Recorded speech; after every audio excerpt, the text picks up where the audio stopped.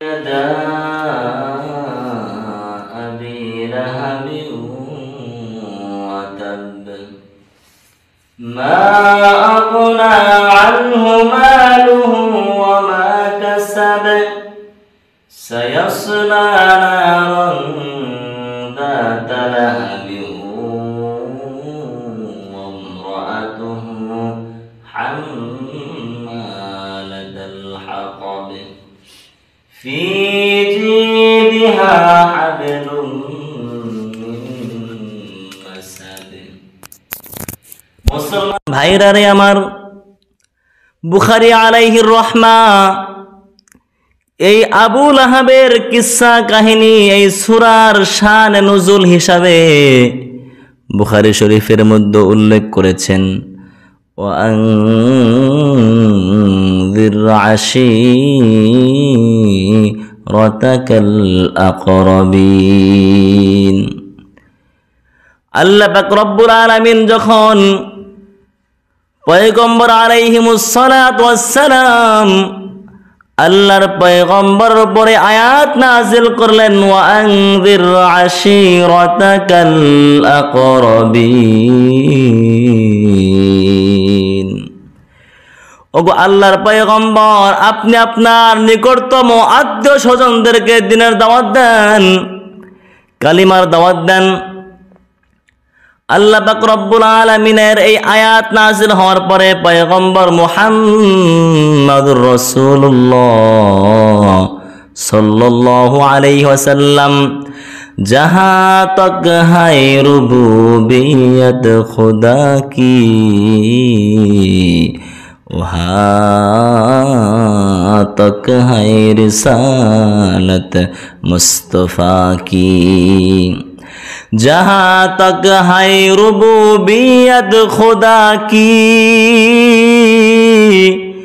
वहाँ तक है रिसालत मुस्तफ़ा की।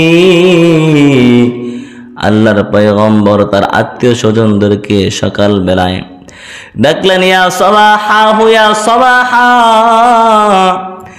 মক্কার কুফার মক্কা আবু জেহেল, আবু লাহাব, উতবা, শাইবা সহ সকলেই বলে রাসূল সাল্লাল্লাহু আলাইহি ওয়াসাল্লামের কণ্ঠে আওয়াজ, সকলেই চলে এসেছেন।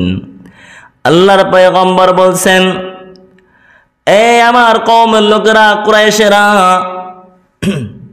হাশেমিরা, আরো বিভিন্ন গোত্রের নাম ধরে ধরে আল্লাহর পয়গম্বর বলেন, আমি যদি তোমাদেরকে একটা খবর দেই যে পাহাড়ের অপর দিকে ওই পাশে একটা সশস্ত্র বাহিনী তোমাদের উপর আক্রমণ করার জন্য উৎপেতে আছে, তোমরা কি বিশ্বাস করবে?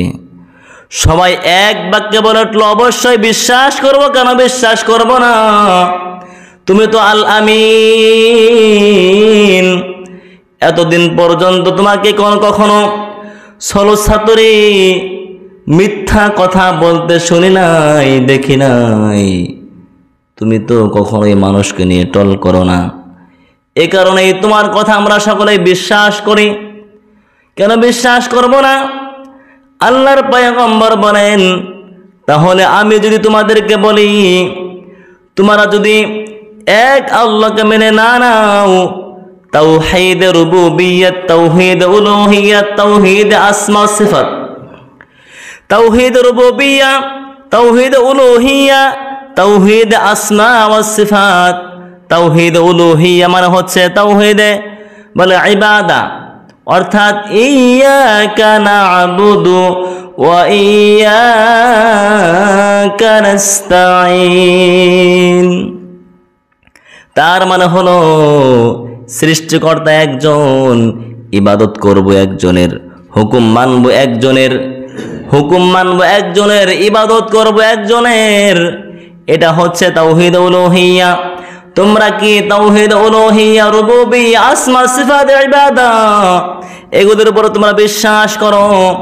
যদি বিশ্বাস না করো তাহলে পরপারে তোমাদেরকে জাহান্নামের আগুনে পুড়তে হবে। এ কথা বলার সঙ্গে সঙ্গে আবু লাহাব বলে সে একেবারেই অগ্নির মতো, স্ফুলঙ্গের মতো সে জ্বলে উঠল। আর বলতে লাগলো তাব্বান লাকা লিহাযা জামাআতানা, আরে মুহাম্মদ এ কারণেই কি তুমি আমাদেরকে একত্র করেছো, ধ্বংস হোক তোমার ও মুসলমান। সেই সময় আল্লাহর পয়গম্বর রাসূল করিম সাল্লাল্লাহু আলাইহি ওয়াসাল্লাম ব্যথা পেয়েছেন। তার কওমের লোকেরা, গোষ্ঠীর লোকেরা, তার স্বদেশের লোকেরা, আত্মীয় স্বজনরা কালেমার দাওয়াত গ্রহণ করে নাই, বরং আবুল আহাব আরো খারাপ আচরণ করেছে। আল্লাহ পাক রব্বুল আলামিন সহ্য করেন নাই।